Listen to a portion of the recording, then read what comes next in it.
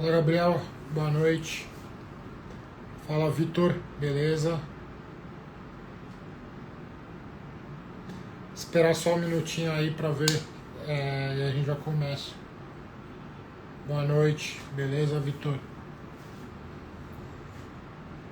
E aí, pessoal, se vocês quiserem fazendo pergunta aí no final, se tiver alguma pergunta eu respondo, como sempre.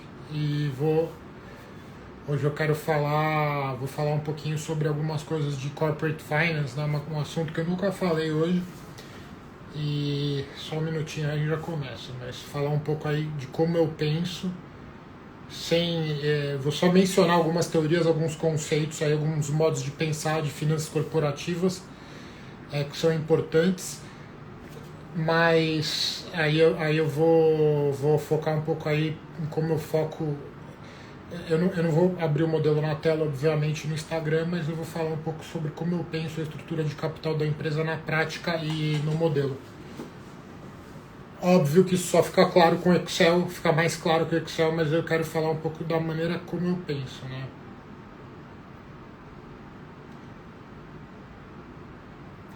Bom, vamos nessa aí, depois, quem entrar depois pode escutar depois, vai ficar gravado aí. É o seguinte, turma, eu falo muito aqui, né, do trabalho de Equity Research, bato muito que a alavanca mais importante, o lugar que tem mais potencial de perder tempo, e se for rápido você vai ter uma vantagem competitiva em outras áreas, em outras partes do trabalho, é a questão do modelo financeiro, e o modelo financeiro eu costumo falo muito sobre isso, e hoje eu vou falar um pouquinho sobre sobre finanças corporativas e a teoria de finanças corporativas,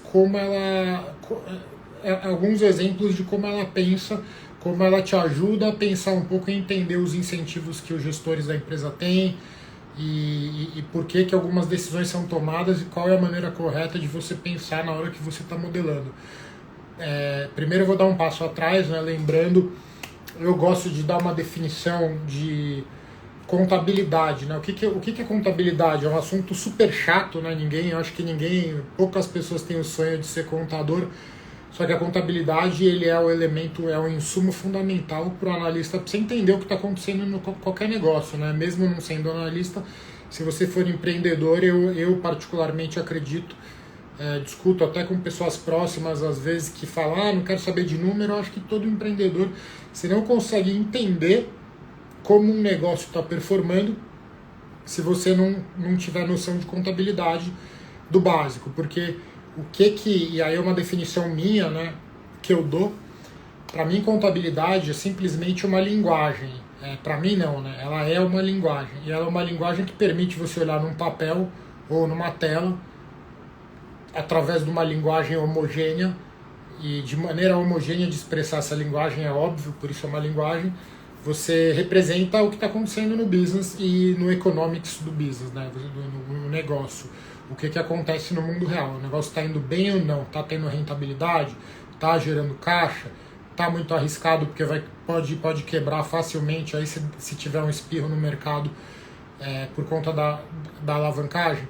Então, se contabilidade é uma linguagem, eu defino finanças, e não é só finanças, não é equity research, eu defino finanças como você lê essa linguagem, saber ler essa linguagem, e aí tem um detalhe aqui,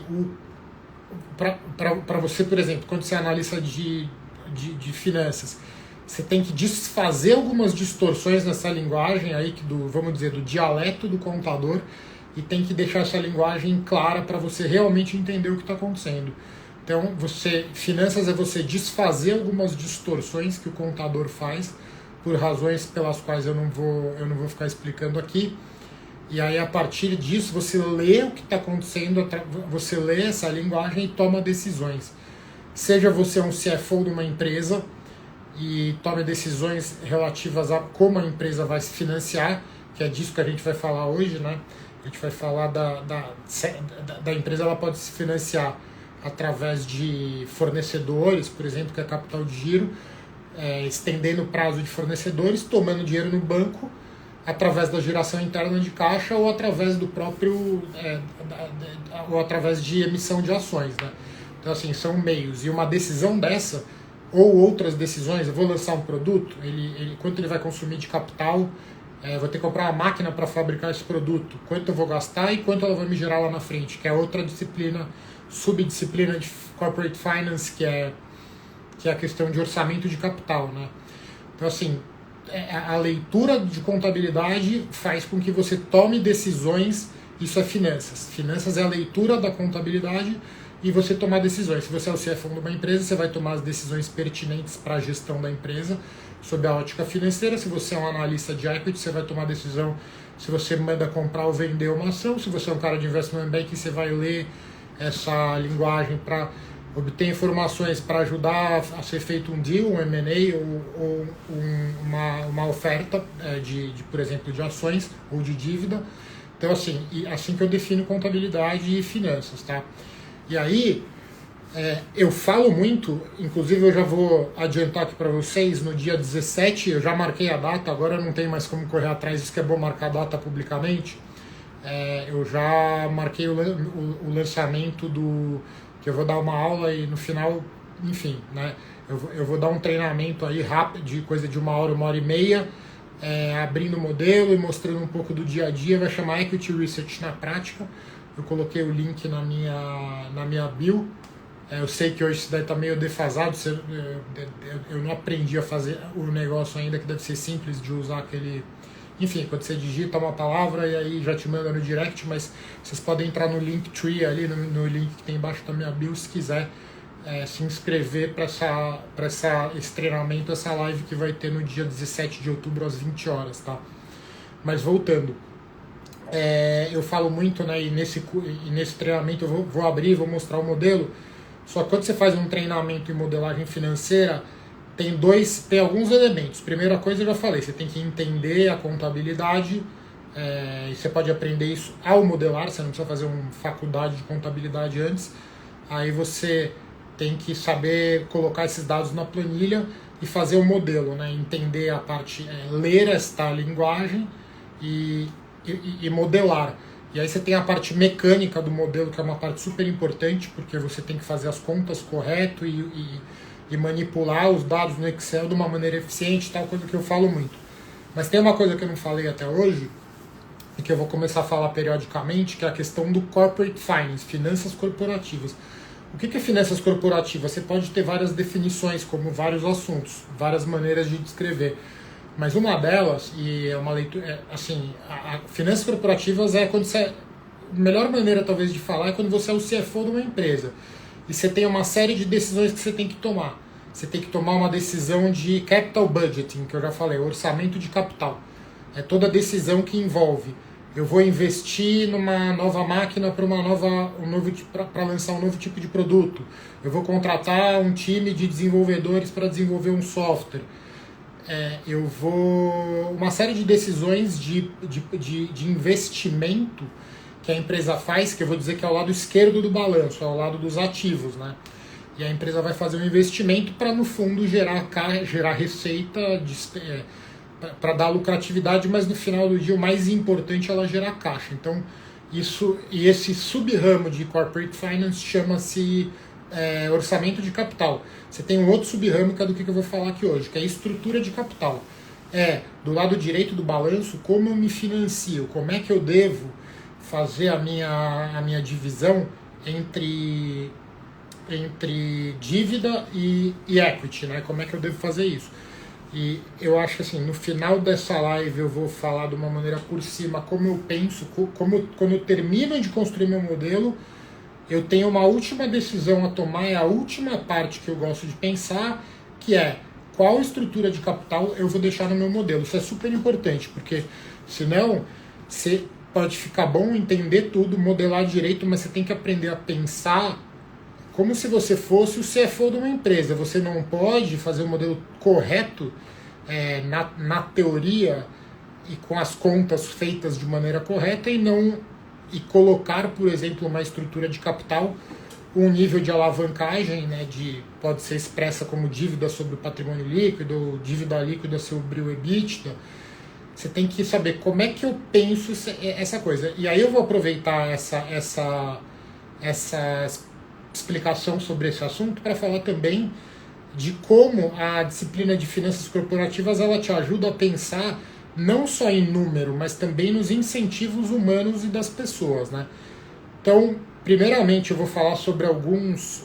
Eu vou evitar falar o nome, eu posso até mencionar o nome da teoria, mas eu não vou procurar ser super assertivo na discussão acadêmica, porque disciplina de finanças, eu fiz, assim, estudei na GV e tal, você tem livros dessa grossura de Corporate Finance, só que eu falo para vocês, como analista você usa muito pouco tudo que está escrito no livro e todos os detalhes, né? Muito detalhe, você está na faculdade, você fica estudando detalhe que você vê que no dia a dia às vezes você não usa.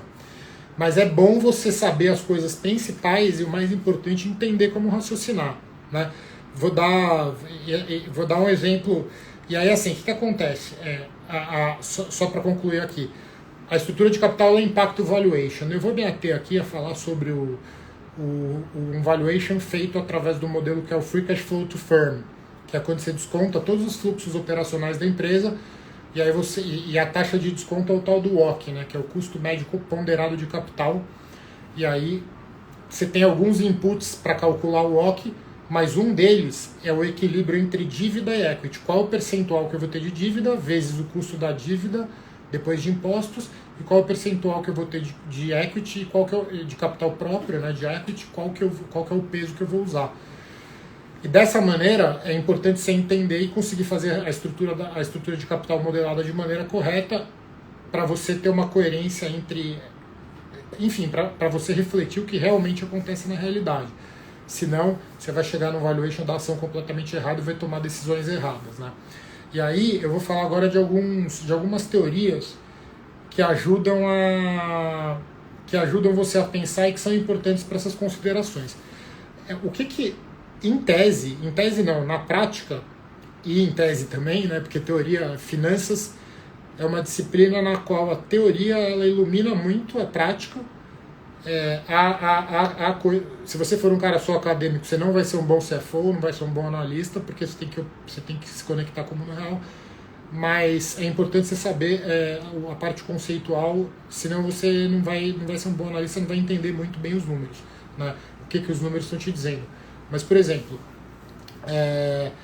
tem uma teoria que ela analisa o trade-off entre dívida e equity. O que eu quero dizer com isso? Trade-off é quando eu tenho uma decisão. Se eu for para esse lado, tem uma coisa que vai ser boa, mas outra que vai ser ruim. Né? Falando de uma maneira simples. Mas, por exemplo, a dívida... quando uma empresa toma dívida, isso gera valor para o acionista. Por quê?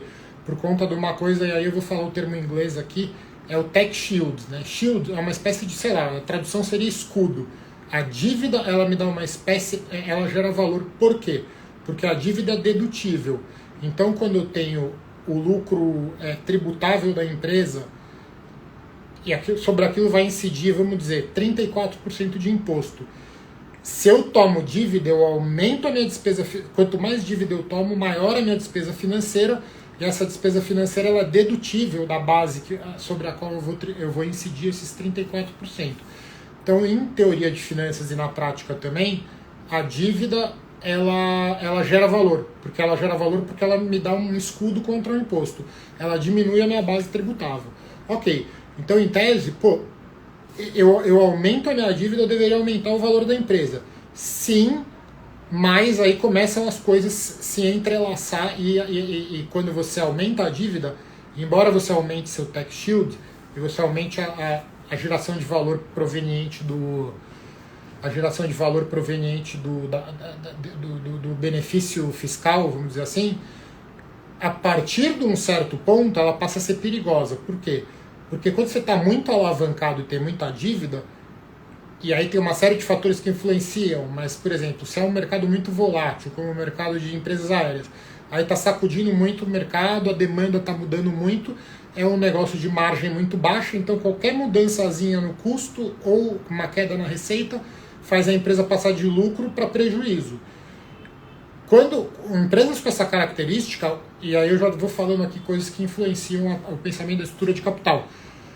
Quando a empresa tem uma margem muito baixa e opera num negócio muito instável, ela tem que ser mais conservadora, tem que ter mais equity e menos dívida.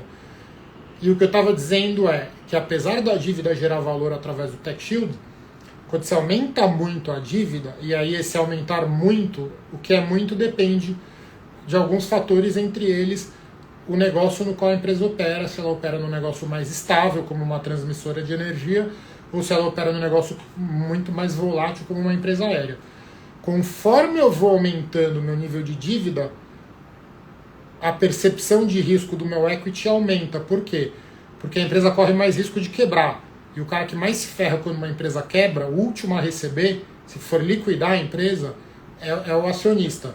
Então, assim, quando eu estou modelando e eu estou aumentando a minha despesa financeira, de alguma maneira eu tenho que aumentar o meu beta, que é um parâmetro que eu uso para calcular o cost of equity. Então, assim, até determinado ponto, nessa equação aumenta o risco de ruína, que é o aumento do beta, que é o aumento do risco da empresa quebrar. Mas, por outro lado, aumenta o tax shield, você tem um ponto ótimo, que é a estrutura de capital ótima da empresa. A partir daquilo, ela começa a destruir valor, porque os investidores vão começar a achar que a empresa vai quebrar, e para comprar ações da empresa vão exigir um prêmio maior de risco para investir na empresa. Então, assim, isso é uma das variáveis importantes e uma das maneiras de você pensar. E agora tem uma outra teoria, que é uma teoria chamada, e aqui eu só vou passar por cima, tá? Eu não vou elaborar em relação a muito impacto disso na modelagem, mas você tem uma teoria que chama teoria de pecking order, né? Que ela se refere, e é uma teoria que diz que a empresa, os gestores da empresa, eles têm um nível de preferência de instrumentos para se financiar e de classes para se financiar, e isso depende da percepção dos investidores. Que, por exemplo, se eu tenho uma empresa e eu sou o CFO de uma empresa, e a empresa tem uma geração de caixa interna, as operações dela, as receitas menos as despesas menos os investimentos, ela tem a geração de caixa. Se ela usa essa geração excedente de caixa para financiar, por exemplo, a sua expansão em investimentos adicionais, segundo essa teoria do pecking order, essa é a preferência dela. A segunda em ordem de preferência vem uma dívida bancária, e a terceira é a emissão de ações. Por quê? Porque eu, como gestor, eu não quero que os outros saibam, não é que eu não quero que os outros saibam, mas assim, o mercado mal vai perceber, não vai estar tão com a lupa em cima se eu estiver usando a minha geração interna de caixa. Se eu tomar dívida bancária, o mercado já vai ter um escrutínio maior, vai olhar essas informações e vai ver que eu estou me alavancando, que eu estou tomando dívida. E se eu emitir ações, isso é muito visível, eu vou ter que anunciar uma operação de emissão de ações, e aí entra uma coisa de teoria de corporate finance aqui, de percepção, de sinalização. Quando eu estou emitindo equity, eu estou emitindo uma oferta secundária quer dizer que, uma oferta primária, que eu estou colocando dinheiro novo dentro da empresa através de equity, primeiro que eu estou diluindo, né, os meus outros acionistas, então assim, pode ser bom, dependendo a qual preço eu colocar as ações, mas uma coisa é fato, vai aumentar o número de ações no mercado e, portanto, para um dado nível, por exemplo, de dividendo que essa empresa paga, eu vou ter menos dividendo por ação. Então é uma transação dilutiva. O segundo ponto é que se o management da empresa, se os gestores da empresa eles estão emitindo ações, eles estão passando o seguinte sinal: vocês vendem o que está caro ou o que está barato? Você vende o que está caro, né? Então, se a empresa está vendendo ações para captar dinheiro novo, ela está basicamente, o CFO da empresa, que é o cara que está olhando e sabe muito mais coisa do que o analista de equity que está do lado de fora, ele está dizendo que ele vai vender a ação da empresa dele. O que ele está dizendo? Que a ação está cara. Então, isso daí passa um sinal para o mercado. O mercado, regra geral, se a empresa não comunicar muito bem e não tiver uma história muito boa, ou anunciou oferta de ações, você está passando 3 sinais: a ação está cara e eu vou aumentar a oferta, o número de ações no mercado daqui a alguns meses. Isso é uma coisa que tende a pressionar o valor das ações para baixo, certo? E tem um outro ponto aí que é uma coisa meio de secundária, que é uma derivada disso, é que se eu estou num fundo e eu estou querendo montar uma posição numa determinada empresa e quero comprar uma ação e eu sei que vai ter uma oferta, eu vou entrar no IPO, eu vou entrar na oferta primária, eu vou entrar na oferta e vou comprar na oferta. Para que eu vou comprar a mercado, né? Porque a empresa, para colocar as ações no mercado, muitas vezes tem um desconto em relação ao que está tradando. Então, assim, isso é algumas coisas aí de sinalização e de maneira de pensar. Tem uma outra teoria, que é uma coisa importante de Corporate Finance, que também demonstra como Corporate Finance você tem que entender o lado humano das coisas também, como os números e como as decisões elas acabam condicionando o comportamento. Né? Uma empresa... Você tem uma, como diz o gringo americano, a lot of moving parts, né? Você tem várias coisas para analisar. Mas uma das leituras é que quando uma empresa tem um determinado nível de dívida e está mais apertado, os gestores eles vão ficar mais espertos. O cara tem que ficar ligado, porque senão ele quebra. Então ele vai trabalhar de uma maneira mais focada e mais diligente, especialmente se ele tem opção e se ele tem ações na empresa. Se o gestor tem ações na empresa e a empresa está com nível alto, mas não muito alto de alavancagem, isso é bom para a empresa, porque primeiro que eu já disse que a alavancagem até um determinado ponto gera valor e tem um impacto também no comportamento dos caras. Porque assim, se você está numa empresa que só tem financiada por equity, não tem dívida bancária, portanto, se a receita for para zero, você não vai quebrar por conta de dívida, que você não tem que pagar a dívida, você vai ficar folgadão demais, você vai chegar tarde no trabalho, você vai embora cedo. E se você for o dono, né? Que você não for mandado embora, mas enfim, você vai ficar mais frouxo. É igual vocês aí pegarem e comprarem um apartamento muito... Se você ganha uma baita grana aí no mercado financeiro, aí você comprar um apartamentinho muito chencelento e tal, que tá fácil de você pagar a prestação, você não vai ficar tão esperto e tão com medo de perder o emprego e de trabalhar do que se você tiver comprado um imóvel mais caro que vai sobrar pouco no fim do mês. Eu não posso errar aqui, entendeu? Então assim, você tem determinadas coisas que acontecem em finanças e determinadas coisas que fazem as pessoas trabalharem mais duro e de maneira mais focada. E aí, só para dar um outro exemplo, esse aqui de Corporate Finance, mas não é um exemplo ligado à estrutura de capital, por exemplo, uma coisa que não é boa. O mercado não vê com bons olhos algumas coisas. Quando M&A, por exemplo, entendeu? Por quê? Porque uma das coisas, a teoria de finanças, e isso tudo tem a ver com o fato, tá? Isso daí eu não falei, mas é super importante, a questão a teoria do agente, né? Se você pegar uma empresa listada em bolsa, imaginando que o controlador não seja quem está na gestão, não tenha um percentual grande de ações, você imagina que você tem diretores que são presidentes e diretores, o presidente e os diretores são todos assalariados e não recebem bônus, não recebem nada variável. Pois esses caras eles querem receber um salário maior. Eles não têm skin in the game, eles não estão com o deles na reta se a empresa for bem ou não. Obviamente que estão, porque podem perder o salário se a empresa quebrar, mas não estão tão alinhados quanto se eles tivessem um percentual grande de equity. Então o que acontece? Se o acionista, que é a gente aqui, que analisou a empresa lá e comprou, investiu nas ações, nós somos os donos da empresa. Se nós não somos e não temos um conselheiro na empresa e a empresa é tocada só por uns gestores profissionais que não têm alinhamento, o que acontece? Muitas vezes o M&A, uma empresa comprando a outra, ou fazendo uma fusão com a outra, isso daí deveria ser focado somente em gerar valor. O cara de investment banking tem que fazer uma conta, e se isso gerar valor, o deal deveria ser concluído sob a ótica por exemplo, se uma empresa vai comprar outra. Eu, como acionista dessa empresa que vai comprar outra, eu deveria estar de olho assim, isso vai agregar valor, vai aumentar o valor do meu equity ou vai diminuir? Só que isso é o meu incentivo. Eu que sou o investidor.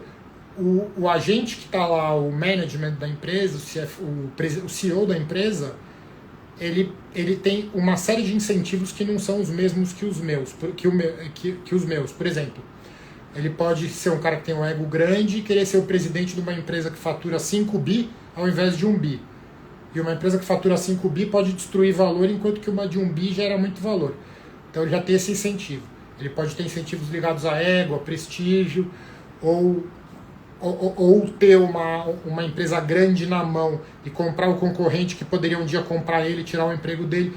Então, assim, você tem uma série de coisas. Eu estou dando um exemplo aqui na questão de M&A, desfoquei aqui um pouco da estrutura de capital, mas é só para falar que, no final aqui, todo esse trabalho de equity research, você tem a parte de contabilidade, de entender, de ir atrás das informações, de modelagem, mas você também tem a parte de depois que ficar nas árvores ali, olhando detalhe, etc., você voar de longe, olhar a floresta e conseguir pensar como um CFO de uma empresa. E aí, falando aqui agora, rapidinho, na questão do que eu ia falar sobre o modelo, quando eu concluo o meu modelo, eu tenho que olhar, depois de uma série de... Eu estou falando uma coisa muito genérica, bem por cima aqui, tá? Mas assim, o que eu gosto de modelar por último? A última coisa que eu modelo é a minha estrutura de capital. E como é que eu acerto a minha estrutura de capital? Se eu estou lá modelando e estou modelando correto, baseado no histórico que a empresa tem, todas as dívidas que ela tem, o equity, e aí eu modelo no futuro, levo em conta se ela vai fazer uma oferta, e ela já disse, e ela já informou que vai fazer uma oferta, ou se eu tenho uma informação que eu tenho a percepção que ela vai fazer uma oferta, aí eu capto no meu modelo, capto capital de terceiros, etc. Isso daí tudo de novo, eu vou ensinar aí no dia, uma parte disso, né? Eu vou ensinar no dia 17 de outubro, na quinta-feira, às 8 horas. Tá lá o link na bio aí, quem quiser se inscrever. E só que a última coisa que eu faço, eu ajusto a estrutura de capital no dividendo que a empresa paga. Porque presta atenção, tomar dívida não aumenta a alavancagem da empresa. Você imagina o seguinte, eu tomo dívida, eu agora, pessoa física, eu entro lá no Itaú e pego uma dívida de 10 mil reais. Vai aumentar minha dívida em 10 mil reais com o banco, mas no meu caixa vai ter 10 mil reais. O aumento da dívida não aumenta a alavancagem. Ela aumenta no longo prazo porque o dinheiro que eu vou conseguir aplicar, esses 10 mil reais, eu vou aplicar, vai receber menos receita nos 10 mil reais que eu aplicar do que eu vou ter que pagar de despesa de juros. Mas assim, em D0, hoje, se eu tomar 10 mil reais de dívida, não muda nada a minha situação. Eu tenho 10 mil em caixa, 10 mil em dívida, eu tenho 0 reais de dívida líquida. Para a empresa é a mesma coisa. Então, quando eu quero manejar a estrutura de capital da empresa, por exemplo, se eu aumento o meu capex, aumento o meu investimento que eu faço para comprar uma máquina, isso aumenta a minha alavancagem, porque saiu o dinheiro da empresa, nesse exemplo aqui dos 10 mil reais, tenho 10 mil em caixa, gastei 3 mil para comprar uma máquina, a minha dívida líquida está em 3 mil e não mais em 0, então aumentou. Outra coisa que aumenta a dívida líquida da empresa é onde eu ajusto o final da minha estrutura de capital, é nos dividendos. E aí, o que é importante você olhar? No fundo, você tem que ver se faz sentido aquela estrutura de capital e aquele nível de alavancagem. E isso tem a ver com, entre outros fatores, mas eu vou falar aqui alguns importantes. Você... eu não vi aqui se alguém falou alguma coisa, mas enfim, pessoal, vai mandando pergunta aí. Hein? Então, assim, eu vou fazer uma... Eu vou pagar dividendo, e aí o dividendo vai, através do dividendo, que é um dinheiro que sai para fora da empresa, eu aumento a minha alavancagem. Quando eu pago mais dividendo, a minha alavancagem aumenta. E como é que eu devo olhar? O setor que a empresa trabalha, o setor no qual ela atua. Se é uma empresa de transmissão de energia elétrica, eu suporto um nível maior de alavancagem, faz muito mais sentido. Se eu estou num setor mais volátil, eu tenho uma alavancagem menor. Entre vários outros fatores, nível da taxa de juros, que está para você tomar dívida, como está o mercado de equity, se a empresa não estiver conseguindo tomar equity, ela fica numa situação às vezes mais complicada. Eu tenho que olhar o histórico, né? Qual que é o histórico da empresa, como ela foi a alavancagem dela historicamente ao longo do tempo. Como outras empresas do setor, tanto no Brasil quanto eventualmente em outros mercados, embora nos Estados Unidos as condições de mercado de capitais sejam diferentes e o custo de capital é menor do que no Brasil, mas eu deveria olhar também, compará-la com outras empresas e também saber qual é a política da empresa de alavancagem de dividendos. Por exemplo, uma empresa que eu me lembro que há pouco tempo eu modelei aí, foi a Energias do Brasil. A empresa ela tem uma política clara de dividendos e de alavancagem. Ela fala, nossa alavancagem vai ficar até 2,5 vezes ou 3 vezes o EBITDA, e a gente pretende pagar pelo menos 40% de dividendos. Então, assim, tudo isso tem que fazer sentido. E eu modelo com muito cuidado tudo, assumindo que tudo está coerente. A última coisa que eu modelo é o nível de pagamento dos dividendos para que faça sentido a minha estrutura de capital ficar com alguma métrica de alavancagem condizente com o setor que a empresa atua, o histórico, outras empresas e o que o management da empresa fala. Então, assim, são essas as coisas aí que eu queria falar. Eu vou começar a falar um pouco agora, algumas vezes, de alguns temas aí de como pensar sobre a ótica sobre essa ótica de corporate finance, né, o raciocínio que você faz e como pensar assim, o qualitativo da tomada de decisão e essa disciplina de finanças corporativas que é super importante. Espero dar insights aí através disso, né?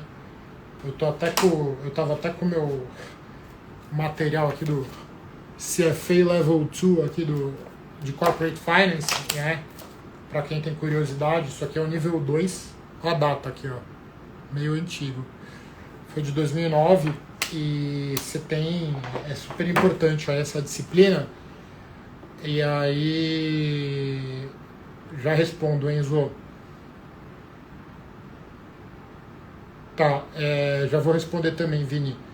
Mas assim, o que acontece? Eu tenho até um livro aqui chamado na minha mesa de Principles of Corporate Finance, que é meio que uma bíblia de Corporate Finance. Então assim, cara, eu nunca abro esse livro, tanto é que ele está embaixo da minha tela, ali do meu monitor, segurando, entendeu? Assim, no dia a dia, qual que é a mensagem aqui, porque conectando essa live com o meu treinamento aí, que eu vou abrir. Cara, não dá tempo de você ficar lendo o livro dessa grossura. Você tem que sentar a lenha no modelo aí, se pintou uma oportunidade, virou analista, se estudou o que estudou na faculdade, fez GV, fez uma faculdade forte em finanças, tal. Você vai aprender lá, se não aprender não tem problema, porque você vai aprender no dia a dia e eu acho que é um jeito mais efetivo de aprender, né? Eu acho muito mais prático você estar modelando comigo e chegou na hora de modelar a estrutura de capital, eu te passar as teorias e as contas e os cálculos para você fazer aquilo e aprender a pensar, do que você ler um negócio dessa grossura que você não vai usar a maioria, entendeu? Então é basicamente isso aí. Eu vou agora dar uma olhada nas perguntas e é isso. Peraí. E fiquem à vontade se tiver outras dúvidas. Peraí. A maioria da galera aqui tá dando boa noite. Vini Coimbra.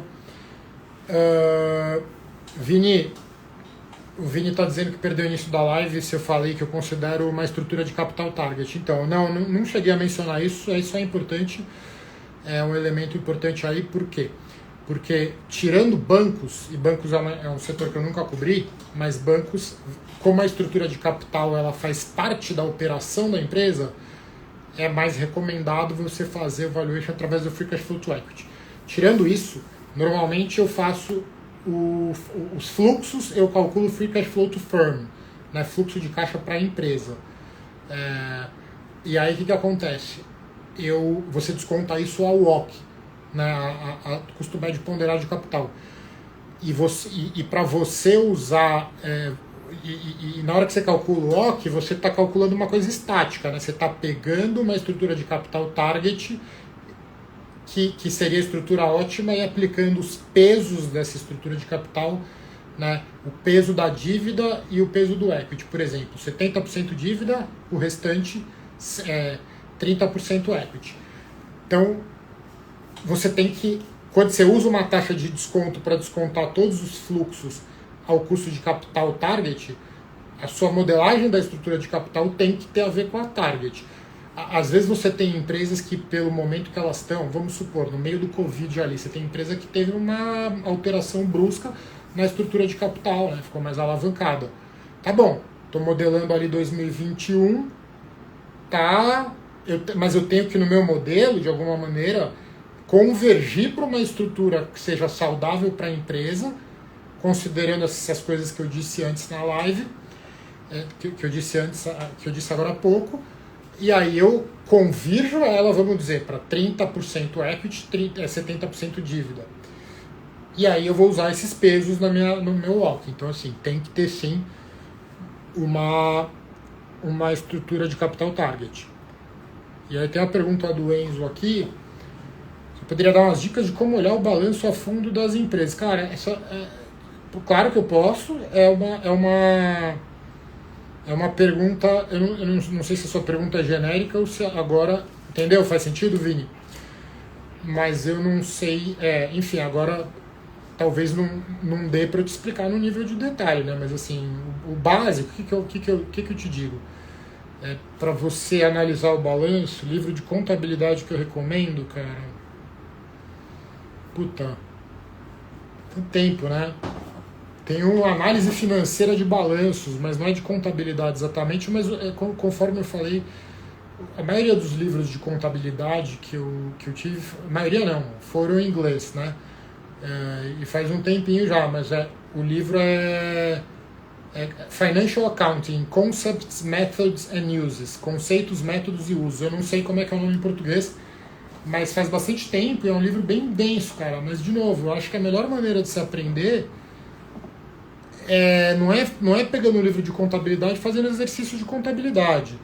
Tá? Aí eu já adianto, eu tenho, falando de novo aqui, que dia 17 eu vou lançar o meu curso, e a minha ideia é que as pessoas aprendam conforme estão usando. Então eu estou modelando aqui o balanço, eu vou ter uma explicação, eu não vou falar aqui como vai ser o curso, que não faz sentido, não entrar em detalhe, mas eu acredito que você tem que aprender quando você está usando o negócio. Então eu estou fazendo no modelo aqui o CAPEX. Pô, ali que você vai aprender o que é CAPEX, porque vai ter gente no curso que já sabe e já não vai precisar, e eu vou ter um tutorial que vai explicar. E se você quiser olhar a teoria, você vai olhar a teoria. Mas ela já está no contexto ali do que você está usando para fazer seu trabalho. Porque senão, eu realmente eu não acredito nesse modelo, tá? De você ficar 3 anos estudando contabilidade, você vai fazer o modelo, você não vai fazer bem o modelo. Sabe por quê? Porque você nunca fez o modelo. E eu acho que, e no meu curso eu vou ensinar, tá? Agora, falando sobre... Boa, Lucas. Legal. Falando sobre olhar balanço, cara, primeira coisa, você tem que entender o que é um balanço, né? Meio óbvio, mas assim, tudo depende do nível que você tá. Mas assim, o que é um balanço? Balanço é um balanço patrimonial, que em inglês chama balance sheet. É uma folha que é equilibrada. Do lado direito, do lado esquerdo, os ativos. Você tem outras maneiras, em cima e embaixo, mas normalmente a forma padrão é do lado esquerdo os ativos e do lado direito o patrimônio líquido e o passivo. E ele tem que ele tem que balancear. Então os ativos tem que ser igual ao passivo, mas o patrimônio líquido. Ok, o que é isso? Ativos são bens e direitos. Contas a receber, é um direito que eu tenho a receber, que vai virar grana no futuro e não é grana. Caixa é caixa. Investimento de curto prazo, é caixa.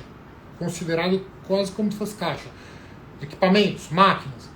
Pô, primeiro você tem que entender o que está em cada linha. Se você não entender o nome, você tem que antes de entender o balanço, de fazer teoria, de ver o livro de contabilidade, é entender o que eu estou te falando. Ativos são bens e direitos, de alguma maneira. Eu estou falando isso em lição de 1 minuto, né? Então não dá para ser profundo. Dívidas.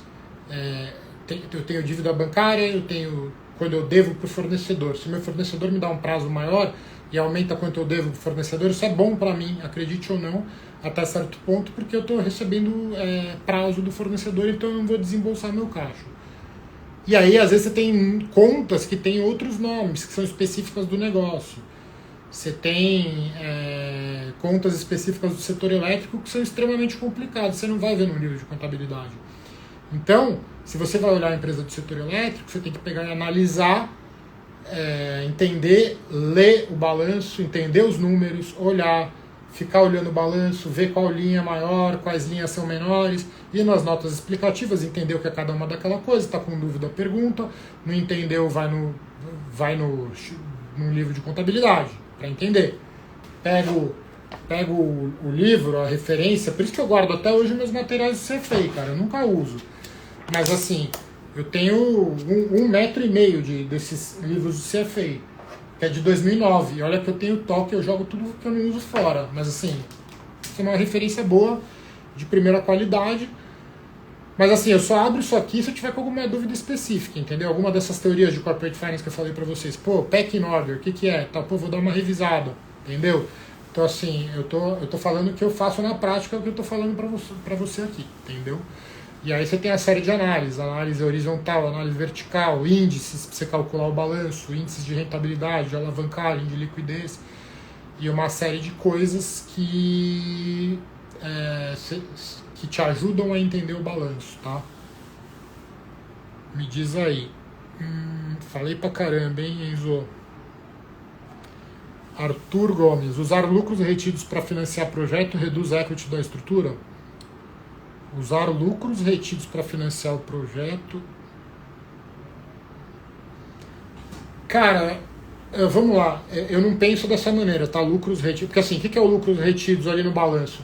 Ele é uma representação do caixa que a empresa está gerando em tempo. Porque você pega o equity. O equity é o capital dos acionistas, certo? Só que pegando, eu vou falar o nome em inglês e em português. Você tem a conta que chama Common Stock and APIC, que é Advanced Paid In Capital, mas vou chamar de Common Stock, que é a mesma coisa que capital social. Ela é a grana que eu, como sócio da empresa, coloquei lá e integralizei na empresa. O lucros acumulados é uma conta que de alguma maneira, ela está representando o dinheiro que a próprio business gerou depois que eu investi e que aquilo vai se acumulando lá no balanço. Eu estou tentando entender a tua pergunta, se puder ser mais específico, mas deixa eu ver. Reduz o equity da estrutura? Sim, da estrutura de capital. Não muda nada, cara. Se você usar... Vamos lá. Se eu tenho lucro retido ou se eu tenho dívida bancária, o que vai reduzir o equity da estrutura proporcionalmente ao total do ativo, ou que vai aumentar em outras palavras, o que vai aumentar minha alavancagem é eu tirar dinheiro da empresa, pagar a coisa para fora. Se diminui a minha margem, aumenta a minha alavancagem, a minha margem de lucro. Se aumenta o meu capex, mantidas as demais condições, eu estou falando, tá? Cada um nesse caso. Aumenta o meu capex, aumenta a alavancagem. Pago mais dividendo, aumenta a alavancagem. Faço recompra de ações, aumenta a alavancagem. Porque recompra de ações é uma maneira quase que análoga a você pagar dividendo. Então, assim, sim, respondendo a pergunta, mas para financiar projeto reduz o equity da estrutura? A resposta é sim, reduz o equity da estrutura, mas não importa se é lucro. Você não tem esse negócio, foi o lucro retido. Você não tem esse carimbo, né? Você vai pegar o dinheiro que está no caixa e vai gastar para financiar o projeto. É isso que vai aumentar a alavancagem e vai reduzir o equity, vai aumentar a dívida proporcional. Agora, isso pode impactar no EVA spread diminuindo o OC ou nada a ver? Cara, eu tenho que pensar.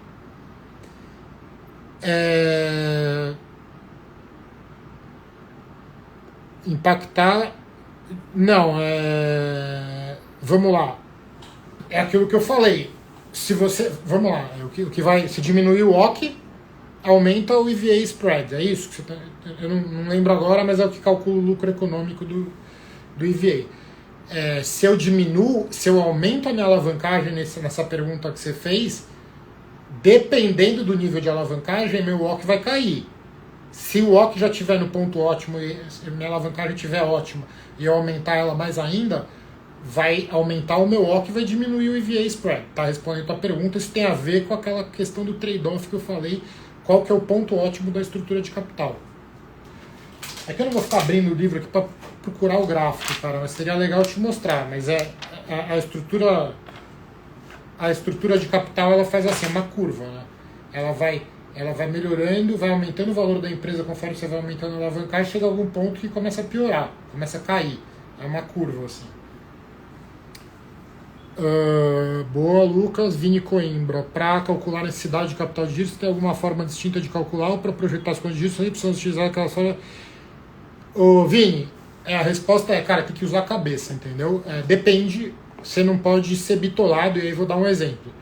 O capital de giro, contas a pagar, normalmente você usa o número de dias. Você vai ter mais segurança na tua projeção quanto mais estável for o histórico, né? O número de dias, essa fórmula já conhecida, é assim: quando você vai modelar a contas a receber, o usual é você pegar e faz uma conta que no fundo você vai representar em número de dias. Você vai falar, olha, tantos dias da minha receita durante um ano ou durante um trimestre está parado, estacionado no meu balanço como contas a receber. Quanto mais dias eu demoro para receber do meu cliente, maior é esse saldo no meu balanço, pior para a minha geração de caixa. Ok? Isso é a conta usual. Só que assim, se eu pego um negócio que está ali, eu olho o histórico dos trimestres já reportados, 12, 11, 10, 12, pô, legal. Vou projetar com mais segurança 10, 12. Agora, se o negócio é um samba do crioulo doido, 30, 20, primeira coisa você tem que ver se você não está fazendo conta errada. E a segunda coisa é você entender por que está esse samba do crioulo doido, que número você vai botar ali. Então assim, beleza, isso daí para as contas de mais padrão, né? Que é, para simplificar aqui tem outras contas, mas contas a receber, estoque e contas a pagar. Beleza. Só que assim, você tem contas que você não pode ser um jumento, não você, Vini, com todo respeito, você não pode ser um jumento e querer fazer o negócio de uma maneira mecânica e sem pensar. Vou te dar um exemplo aqui que para mim é emblemático, que acontece comum. Quando você chega na conta outras contas a receber, outras contas circulantes, outros ativos circulantes. Perdão, outros passivos circulantes, para ficar claro aqui meu exemplo. Pô, você tem ali uma conta de 1 bilhão, já vi isso acontecer, tá? 1 bilhão de reais. Se você usar aquilo, expressar em número de dias, ou como percentual da receita, ou crescendo junto com a receita, que é a mesma coisa, né? Mantendo o percentual da receita, ou se você fizer o que muito analista faz quando está apressado, especialmente sell side, ou buy side ruim, o cara ele vai pegar e vai dar um straight line, vai botar aquilo numa linha reta. Se o número é desprezível em relação ao total do balanço, você pegar 0,5% e fizer uma linha reta, você não vai ficar gastando tempo de uma coisa que não é relevante. Mas tem 2 bilhões ali no balanço, pô, é um número grande. Tem cara que pega outras, faz uma linha reta, ou cresce junto com a receita. Quando eu estou crescendo uma conta de passivo circulante junto com a receita, depois eu explico isso melhor para quem não entende, eu estou dizendo que tem alguém me financiando e que isso tem impacto no meu capital de giro, isso diminui o meu investimento no capital de giro. Então assim, quando uma conta de passivo, um outro passivo circulante ou não circulante, eu estou crescendo ele, eu estou causando ele ter um impacto de geração de caixa no meu negócio. Só que assim, cara, tem uma empresa que eu vi uma vez e aí eu não lembro o número, se era 2 bilhões, é Ambipar. Pô, o cara mandou um modelo, pô, não está tendo impacto no caixa. Ele fez um straight line, uma linha reta, manteve aquele valor de 2 bi, então não teve impacto no caixa. Aí eu vou olhar a nota explicativa, pô, eu estou dando um exemplo, eu não lembro a ordem de grandeza do número, mas era alto, né? 1 bilhão. Aí você vai olhar, isto é uma dívida de empresas que a Ambipar comprou, pagou a prazo, e ela tem que pagar, como é circulante, nos próximos 12 meses. Se está em 2 bilhões o número, e o cara modela linha reta, está tendo impacto zero no caixa, mas ele deveria ter diminuído esse número de 2 bilhões para zero. O número não era tão grande, mas de 2 bilhões para zero. Até o período de 12 meses. O que é o impacto disso no meu caixa? 2 bilhões negativo. Então assim, o cara ele está usando essas fórmulas aí, fazendo dessa maneira padrão sem pensar, porque ele não leu a nota explicativa, ou porque ele não sabe o que está fazendo, aí ferrou, né? Pô, o cara calculou, ele simplesmente omitiu uma saída de caixa de 2 bilhões de reais. Isso acontece muito. Pega aí modelo de casa... Bom, deixa pra lá, entendeu? Mas assim... E eu posso já... Eu não tô falando, cara, eu poderia fazer esse erro no trabalho, se eu tô fudido, cobrindo 50 empresas, e tô todo desorganizado. Então assim, não tô falando mal dos outros, mas assim, isso não pode... Agora o ponto é, um cara que ganha 100 mil, 200 mil... Um júnior que ganha 300 mil, 400, um cara mais sênior que pode ganhar mais de 1 milhão por ano, cara, o cara não pode fazer esse erro. Por quê? Porque ele tá ele tá trabalhando para gerenciar dinheiro de um bilionário lá que botou o dinheiro no fundo, ou de um cara rico pra caramba que tá confiando nele, e o cara não vai fazer uma conta dessa? Esse é meu grande ponto. E esse é o ponto, é o ponto pelo qual eu tô aqui no. Vou lançar curso de modelagem, etc. Porque não é que, porra, esse curso de modelagem, você procurar aí, você vai achar no YouTube, como tudo, né? Sai catando aí, faz o Frankenstein. Mas eu realmente acho que tem muito espaço para ter analistas melhores, entendeu? Esse é meu ponto. Não é vender curso de fazer, pô, ensinar a integrar os 3 financials. Embora isso daí eu acho que tem um puta valor. Qualquer pessoa deveria saber fazer isso, qualquer empresário e tal. Eu acho que tem um ponto aí meu de emputecimento de caras fazendo o negócio errado, entendeu? Desculpa aí, galera. Me empolguei aqui. Mas aí, Vini, deu pra entender? Arthur, boa. Opa. Quem tá aqui?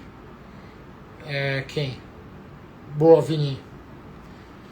Vini de novo. Normalmente nos seus modelos de valuation possui cálculos complexos que diz respeito às alíquotas de imposto de renda ou apenas utiliza efetivamente. Então, cara, de novo, tem que pensar.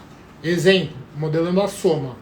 O que é usual? Se você fizer um curso rapidinho, quer fazer as coisas rápido, você vai calcular ali, vai chegar no EBT, que é o Earnings Before Taxes, que é o lucro antes do imposto de renda. Aí você vai incidir o padrão no Brasil, que é 34%, que é 25 mais 9. Não importa, o número usual no Brasil é 34%. Só que aí você olha o histórico, e aí eu vejo que eu não lembro agora o número, tá?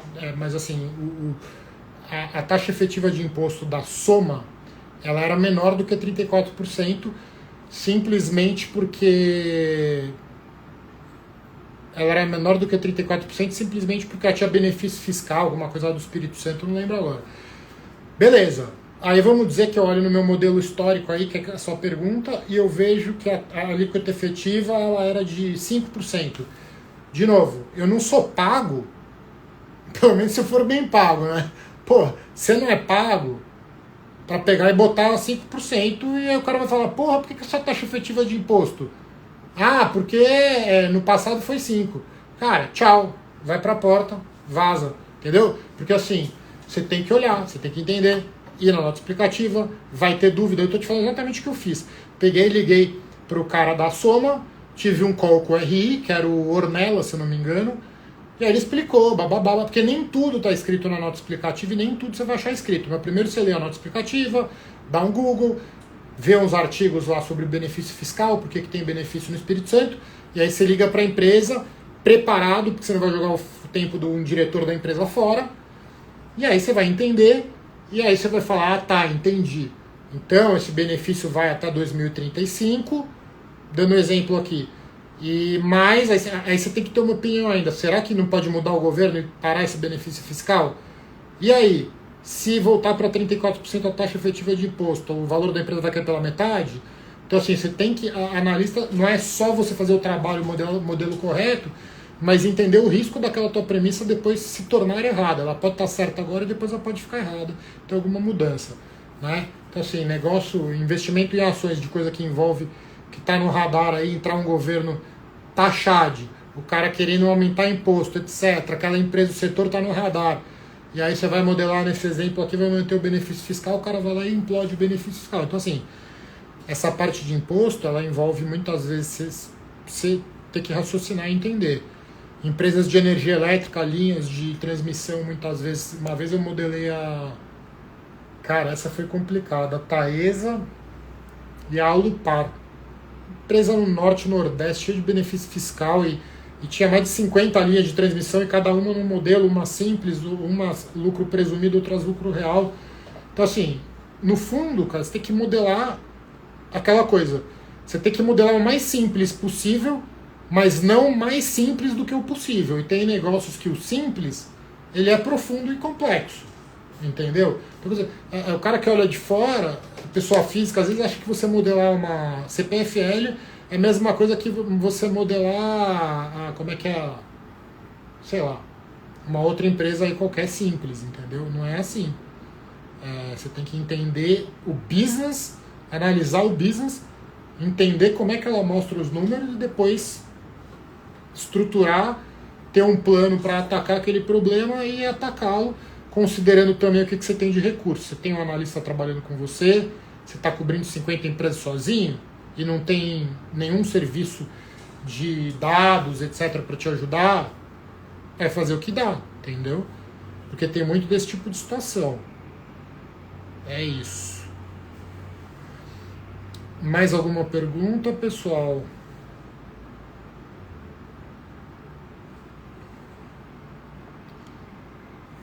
Então, só lembrando aí, turma, que no dia 17 de outubro, para quem não viu ainda, valeu, Vini, obrigado, cara. Pessoal, no dia 17 de outubro, no dia 17 de outubro, às 20 horas, eu vou fazer um treinamento, uma aula de 1h30 mais ou menos, que vai chamar Equity Research na prática. Eu vou pegar um case e obviamente que não dá para ir no detalhe super profundo, mas mostrar aí com o Excel aberto, fazendo as coisas e falando um pouquinho mais da carreira aí e contando a minha história e uma parte aí de conteúdo de modelo na tela. Tá bom? E aí para se inscrever nisso aí, eu não comecei ainda a minha... Enfim, não tô divulgando ainda para todo mundo, mas para quem tá aí na live, quem tá vendo, já tá ali o link na bio ali, na minha bio do Instagram, tem o Linktree ali, você entra e aperta o botão, cai na página ali de inscrição, só por e-mail e o nome, e quem quiser participar, é isso, tá bom?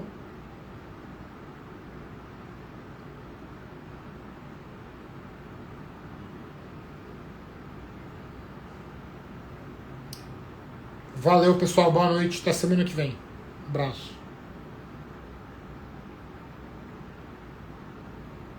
Obrigado, Rodrigão. Valeu, Vini.